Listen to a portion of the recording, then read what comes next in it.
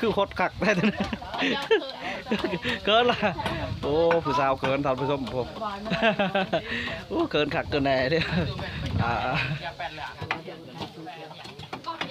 โอ้แซ่บบ่ดอกคำผักกระดูกมันมุนลาบก็บ่เดือนอะไรนี่บ่ก้อยก้อย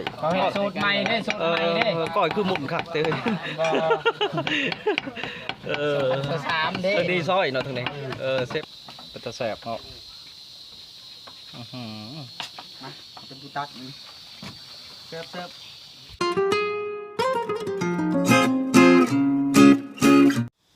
สุขสบายดีผู้แม่พี่น้อง FC ทางฝั่งไทยและฝั่งลาวเนาะมื้อนี้เฮาก็สิพาท่านผู้ชมไปกินปลาอยู่หนองสะท่านผู้ชมถือว่ามีแบบน้องนุ่งในบ้านเนาะเพิ่นโทรมาโอ้ยอ้ายเอ้ยบ่กินปลาอยู่หนองพอพวกเขาหาปลาทาก็แล้วเนาะอันนี้ก็ถือว่าได้โอกาสเนาะได้ม่วนซื่นนำกันเนาะสร้างสรรค์ว่าซะถือว่าปีใหม่ท่านผู้ชมสงกรานต์เนาะอากาศมันร้อน ตอนนี้เฮาก็เพิ่นกำลังสั่งถือเบียร์ไปให้พร้อมเนาะถือโอกาสใส่เลยนะท่านเนาะนี่ ระยะทางกับประมาณอยู่10 กว่าลักท่านผู้ชมเอาสิไปทางนานี่เนาะไปเบิ่งผู้ชมนำกันไป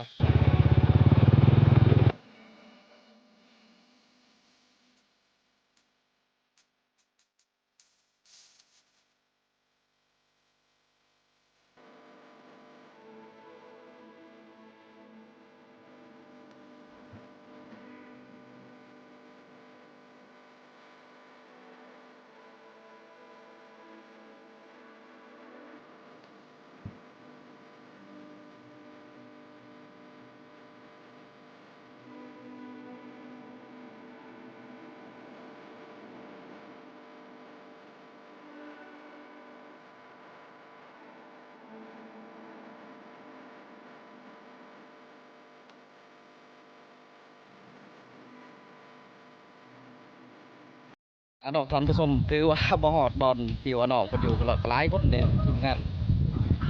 ก็อยู่คนละจุดถือว่ามากินเชียงหน้าท่านผู้ชมถือว่าปีใหม่เนาะฉลองปีใหม่แล้วก็ฉลองสงกรานต์ไปเอาไปเบิ่งนำกันไปบ่มีเจ้าคนเขาเฮ็ดกันหยังแหน่ปะท่านผู้ชมเฮ็ดอะไรกินปลาเลยโอ้มีแต่เชฟบ่เนาะโอ้ฟักปลาสิตัวใส่เปล่าไงโอ้เชฟกินแบบแซ่บเอาแบบคำชมเนี่ยเนาะคนในเมืองเขาบ้านนอกคนในเมืองเขาบ้านนอกมีหายแล้วคนละเมืองเขาโอ้เดี๋ยวนี้เย็ดยั้งทางนี้โอ้ผู้สาวทำผู้ชมถือว่าช่องสาวผักทางนี้เด้อน้ำก้อนบริการน้ำก้อนกันเลยกำลังกายไปทำผสมต่อทางนี้จุดหนึ่งโดเห็นยังโดกินข้าวโอ้ยหิวข้าวมาจะไรไปตอนผสมดิดูอาหารพิเศษ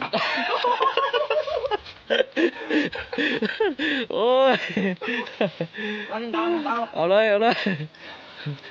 ถือว่าบรรยากาศรอบๆประมาณนี้ท่านผู้ชมเนี่ยอยู่แต่ละจุดรุ่นก็ต้องเอาถือว่าฉลองปีใหม่เนาะฉลองปีใหม่สงกรานต์ก็ไปกินปลาอยู่น้องเนาะดูเทียงหน้าของคนอยู่ได้คนได้ปลาหลายตกกี่ผู้สาวพร้อม2-3 คนเย็นนี้ให้ผู้บ่าวกินเวลามาทางพี่เด้อกอกเด้อก็ขอเขากอกนะเขากอกแล้วต่างเดียคือมุกตัวนี้มาเลยโอ้ตามผู้บ่าวมุกต่างเดียถือว่าทีมงานมาหลายคนทำรวมเนาะแต่ไหนยังเก็บผักว่ะโอ้เก็บผักสาวผสมปั๊บไปเบิ่งคนเก็บผักปะผักจากธรรมชาติผักฟิวแถวนี้สาวผสมที่เป็นผักติ๋วเนาะประมาณได้พักเห็นบ่พักก็อยู่ใกล้ๆอีกเนาะพักจากธรรมชาติเด้ไม่รอนี่ครับผู้ชมผมกำลังรอดเนาะคือปกติท่านผู้ชมผมทำโม่ยุ่สาจุดทำคนชื่อจุดยุ่งอะไรที่แน่ไปได้คือสดจากธรรมชาติฟิวเกศเสื้อท่านผู้ชมอากาศยังหอดเนาะ งานหลายตามน้องหนุ่มของเราเนาะก็เลยชุบอยู่กันไปปูไปเก็บผักมาปูไปเก็บผักปูกินสมหลายเนาะ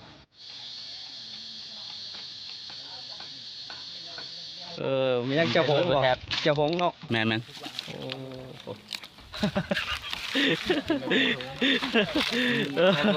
เป็นแทนทงนะผูก็เด้อสาวสักหน่อยไหมผักมันเนาะมือหนึ่งจักสอบจะผักฮะเพิ่งพักมาดิค่ะผักมือนี้โอ้เจ็ดเบียกขอบตามผสมผักมันเนาะทางนี้ก็คือว่าคือโคตรคักได้ทั้งนั้นเกินละโอ้ผู้สาวเกินทำผสมผมโอ้เกินคักเกินแน่เนี่ยเป็นการทอดเนาะทำผสมปัดชิมแดงบ่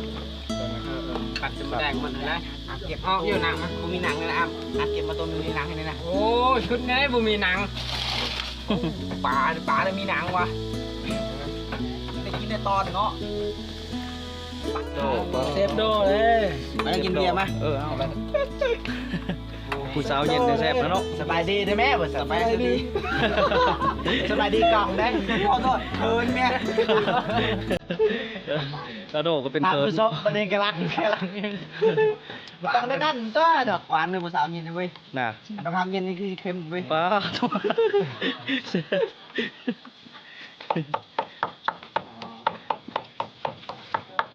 โอ้เปียบเลยนอนนี่กูแม่โอเคเด้อมีจักเสียงมันนะครับไปตามเมืองไป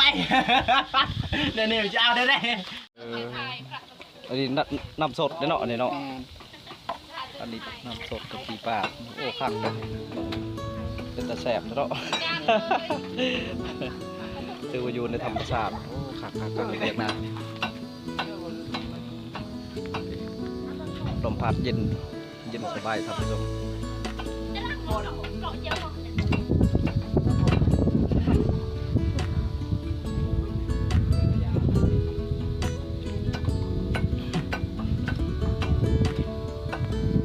คือว่าทางน้องดูเป็นนี่แต่ละกระปักมันตกน้ำลาย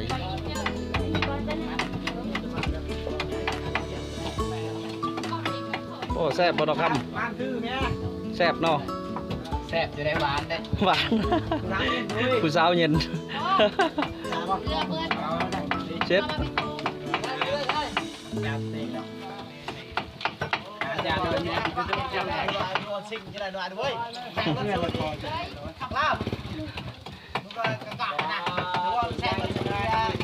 ไปเลยที่เราจะลุกเกินหวานมีที่เชฟชี้มือดีท่านผู้ชมเนาะที่ว่า2-3 ถาดเชฟชี้มือดี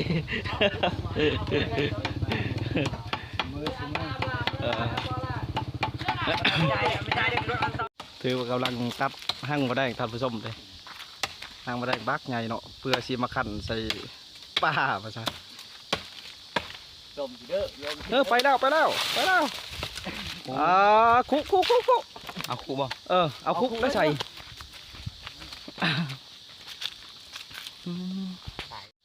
นี่หมดแดงท่านผู้ชมตัวแม่ร้ายได้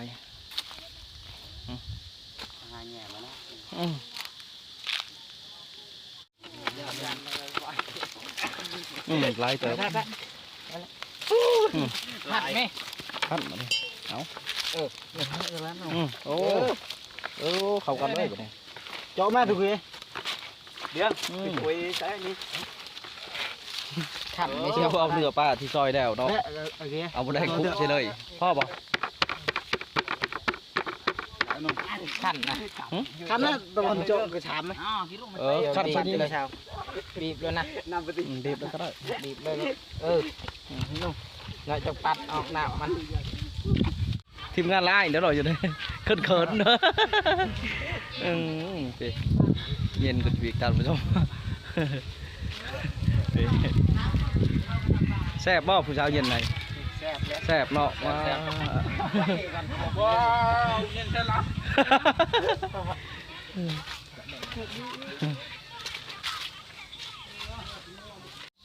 เป็นตาแซ่บเนาะอื้อหือ มาเป็นผู้ตักนี่เสิร์ฟ เชฟอาดเนาะเชฟอาดเชฟโดเชฟดอกครับโอ้หลายเชฟอยู่แล้วผสมกัน เด็กเสิร์ฟไปสิอย่าไปอัดลงมาลงมา เอาเรียนดังมุกด้วยครับ เรียนมา คักเขา โอ้ยใครตักนะฮะ มาตำดังเ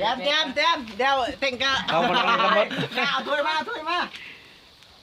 โอ้โหกินหมดหลายคน มัดนะละหลายคนกิน พ้นอย่าใส่ยังพักหัว ห่างกันแม่เฮ้ยลองไม่กรอบ ปลา นะ พักอย่าใส่ทุน กล้อง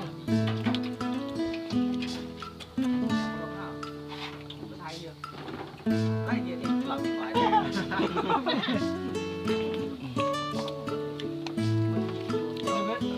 กำลังกินข้าวสามัคคี เที่ยวหน้าจะมาอะไรอีกจานนี้เต้นกับบ้าน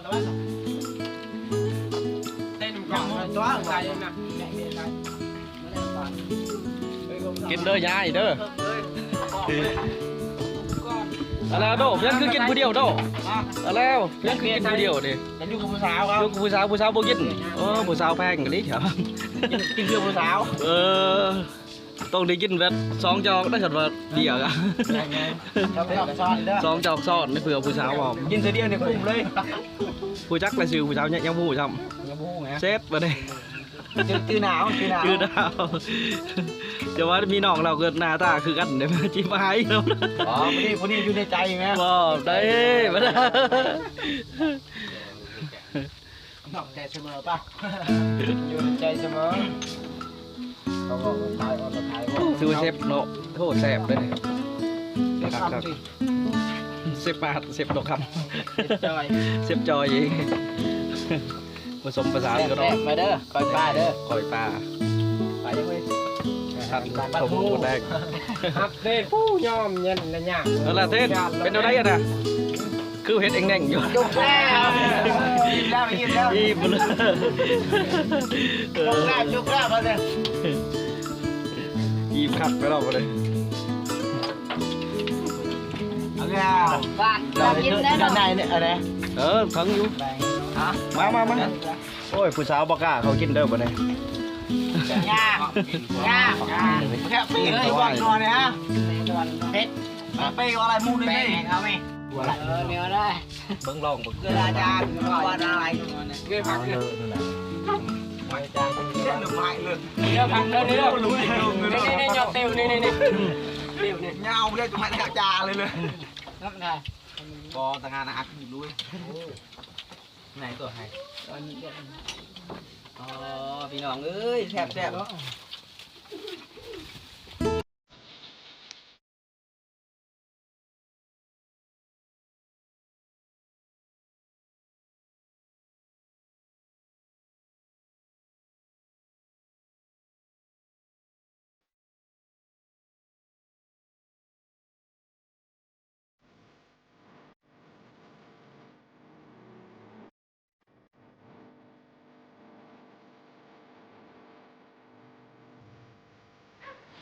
ท่านผู้ชมก็ถือว่า